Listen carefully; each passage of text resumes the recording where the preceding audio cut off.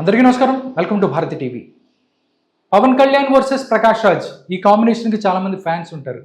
నేను కూడా పెద్ద ఫ్యాన్ని. ఎందుకంటే వాళ్ళిద్దరు స్క్రీన్ మీద కనిపిస్తే హై వోల్టేజ్ ఆ ఫైర్ ఉంటుంది. అందుకనే బద్రీలో పవన్ కళ్యాణ్ వర్సెస్ ప్రకాష్ రాజ్ మధ్య వచ్చే సీన్స్ చాలా వరకు రక్తి కట్టాయి, జనాల్ని ఎంటర్టైన్ చేశాయి.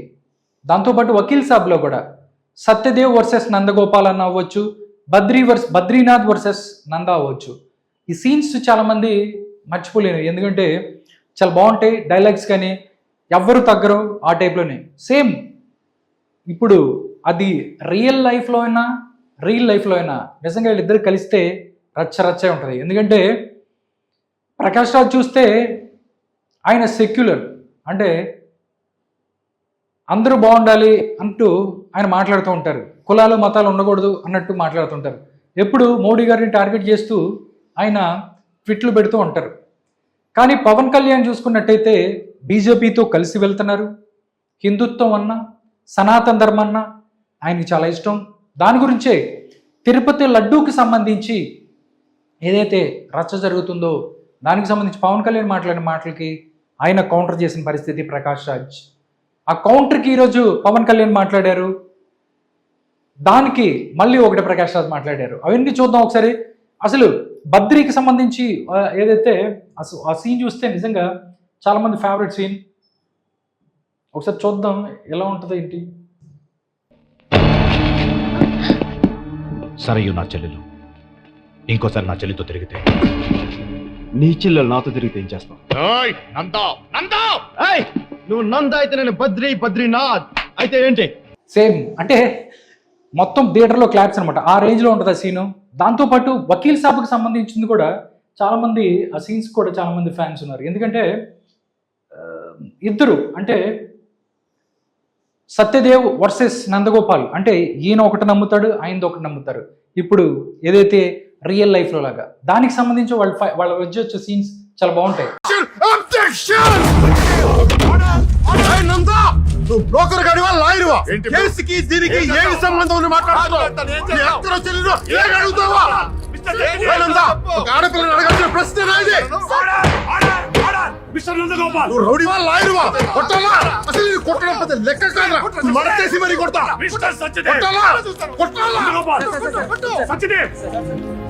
అలా ఉంటుంది అనమాట.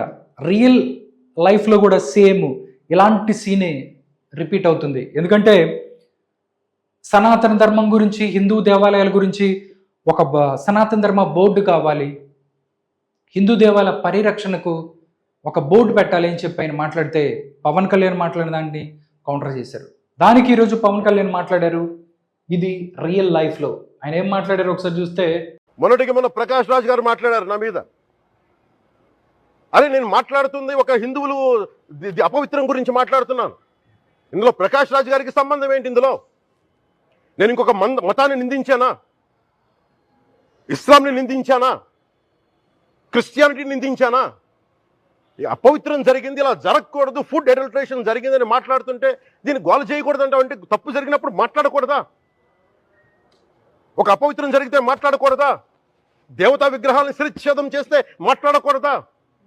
ఏం పిచ్చి పట్టింది ఒక్కొక్కళ్ళకి? ఎవరి కోసం మాట్లాడుతున్నారు మీరు? ప్రకాష్ రాజ్ కూడా చెప్తా ఉన్నాను, నాకు మీరంటే గౌరవం. I have extreme respect for you. కానీ when it comes to secularism, Prakash Raj గారు, it's a two way, not one. I have extreme respect for you, you know that. డైరెక్ట్గా ప్రకాష్ రాజ్ గారు మీకు నేను రెస్పెక్ట్ చేస్తానని చెప్తూనే సెక్యులరిజానికి రెండు నాలుకలు ఉంటాయి, రెండు వేస్ ఉంటాయి. ముస్లిం అండ్ క్రిస్టియన్స్కి ఏదైనా ఇబ్బంది కలిగినప్పుడే మీరు మాట్లాడతారు, హిందువులు ఏదైనా జరిగినప్పుడు మేము మాట్లాడితే దాన్ని మీరు ఖండిస్తారు, మాట్లాడొద్దని చెప్తారు. ఏం మాట్లాడకూడదా? హిందూ దేవాలయాల దేవుడు తలనరికినప్పుడు మాట్లాడకూడదా? తిరుపతి లడ్డూకి సంబంధించి ఇలా జరిగితే దీనికి సంబంధించి మాట్లాడకూడదా అని చెప్పి నేను మాట్లాడుతుంటే, దానికి ఈరోజు ప్రకాష్ రాజ్ మరో కౌంటర్ చేశాడు, వీడియో కౌంటర్ చేశారు. దానికి సంబంధించి నిజంగా ఈ యొక్క వీడియో ఏదైతే ఉందో ఇది సోషల్ మీడియాలో ట్రెండ్ అవుతున్న పరిస్థితి. ప్రకాష్ రాజ్ మాట్లాడుతూ ఏం మాట్లాడాడు, ఏం చెప్పాడు పవన్ కళ్యాణ్కి నేను చూద్దాం. శ్రీ పవన్ కళ్యాణ్ గారు, నేను ఇప్పుడే మీ ప్రెస్ మీట్ని చూశాను. నేను చెప్పిందేంటి? మీరు దాన్ని అపార్థం చేసుకుని తిప్పుతున్నదేంటి? నేను ఇప్పుడు విదేశాల్లో షూటింగ్లో ఉన్నాను. 30వ తారీఖు తర్వాత వచ్చి మీ ప్రతి మాటకి సమాధానం చెప్తాను. ఈ మధ్య మీకు వీలైతే నా ట్వీట్ని మళ్ళీ చదవండి, అర్థం చేసుకోండి ప్లీజ్. అది అంటే నేను చెప్పింది ఒకటి, మీరు అర్థం చేసుకుంది ఒకటి అని చెప్పి మాట్లాడుతున్నాడు ప్రకాష్ రాజ్.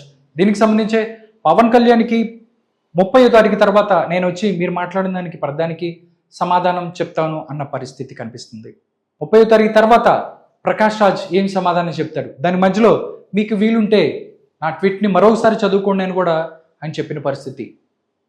నిజంగా 30వ తారీఖు తర్వాత ప్రకాష్ రాజ్ ఎలా రియాక్ట్ అవుతాడు, ప్రజెంట్ సినారియోలో ఈ లడ్డూకు సంబంధించి ఏం జరగబోతుంది? ఎందుకంటే ఆల్రెడీ సుప్రీంకోర్టు దగ్గరికి వెళ్ళింది ఇది ఏదైతే దీనికి సంబంధించి పిల్స్ వేసిన పరిస్థితి. దాంతోపాటు స్టేట్ గవర్నమెంట్ ఏదైతే ఉందో చంద్రబాబు నాయుడు గారు ఒక ఐజీ స్థాయి వ్యక్తికి సంబంధించి ఒక సిట్ స్పెషల్ ఇన్వెస్టిగేటివ్ టీమ్ను రెడీ చేస్తున్న పరిస్థితి. నిజంగా ఏది ఏమైనా హిందువుల మనోభావాలు దెబ్బతింటున్నాయి. దాంతోపాటు సనాతన ధర్మం మీదకి మాట్లాడుతున్నప్పుడు అందరూ బయటకు వచ్చి మాట్లాడాలి అని చెప్పి పవన్ కళ్యాణ్ మాట్లాడుతున్నారు. ట్విట్టర్ వార్ ఏదైతే ఉందో నిన్నటి వరకు ట్విట్టర్ వార్ లాగా ఉన్నటువంటి ప్రకాష్ రాజ్ వర్సెస్ పవన్ కళ్యాణ్ ఈరోజు వీడియోల వరకు వెళ్ళింది. నెక్స్ట్ ఏ విధంగా ముందుకు వెళ్ళబోతుంది ఏంటి? నార్మల్గా ఏదైతే సినిమాకి సంబంధించిన సీన్సే చాలా హై వోల్టేజ్లో ఉంటాయి, ఇప్పుడు అదే హై వోల్టేజ్ పాలిటిక్స్లో కూడా వచ్చాయి. బట్ ఎవరిది కరెక్టు ఎవరిది రాంగ్ అనేది ప్రజలే చెప్పాలి, ఎవరు ఏంటి అనేది కూడా ప్రజలకు తెలుసు. ఏది ఏమైనప్పటికీ ఈ తిరుపతి లడ్డూకు సంబంధించి ఈ సమస్య ఏదైతే ఉందో రోజు రోజుకి ముందుకెళ్తుంది. నిన్న వైఎస్ఆర్ కాంగ్రెస్ పార్టీ నాయకులు ఎవరైతే వాళ్ళు దీనికి సంబంధించి మేము ప్రమాణం చేస్తాము అని చెప్పారో, ఈరోజు పవన్ కళ్యాణ్ వ్యాఖ్యల తర్వాత ఇది కూడా ఏ కోణంలో ముందుకెళ్తుంది, ఎలా ముందుకెళ్తుంది అనేది కూడా ప్రజలందరూ కూడా ఆసక్తిగా ఎదురు చూస్తున్నారు.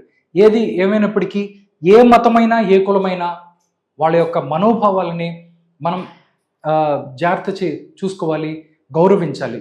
కానీ మీది కరెక్టు మాది కరెక్టు అనుకోవటం తప్పు. చూడాలి అసలు ఈ అంశం ఇంకా ఏ విధంగా ముందుకెళ్తుంది, ఈ అంశానికి ఏ విధంగా తెరదించుతారు అనే విషయాలు తెలియాలి.